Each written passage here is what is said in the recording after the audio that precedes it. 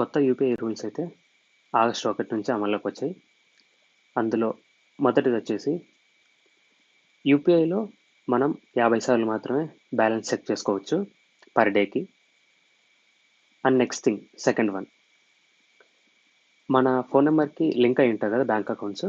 So అవి వాటి గురించి మనం 25 టైమ్స్ మాత్రమే చెక్ చేసుకోగలం. అండ్ థర్డ్ వన్, లెట్సే మనకి ఈఎంఐస్ కానీ ఇవి ఏమన్నా ఉంటే, సో వీటికి ఆటో డెబిట్ ఉంటుంది కదా.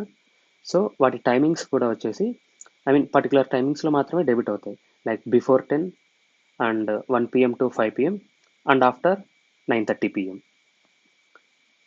నెక్స్ట్ థింగ్, నెంబర్ 4, లెట్సే ఏదైనా ఒక ట్రాన్సాక్షన్ పెండింగ్లో ఉంటే దాని యొక్క స్టేటస్ వచ్చేసి మనం 3 టైమ్స్ మాత్రమే చెక్ చేసుకోగలం.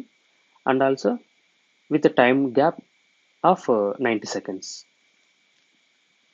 నెక్స్ట్ వన్, ఫిఫ్త్, ఇది వచ్చేసి మనము ఏదన్నా యూపీఐలో పేమెంట్ చేస్తే దాని యొక్క యూపీఐలో పేమెంట్ చేసిన తర్వాత మనం అమౌంట్ కోసం మళ్ళీ చెక్ చేసుకోవాలి కదా.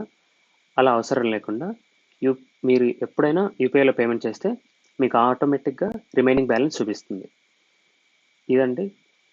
ఇవండి న్యూ యూపీఐ రూల్స్ మనకి ఆగస్ట్ 1 నుంచి వచ్చినట్టు.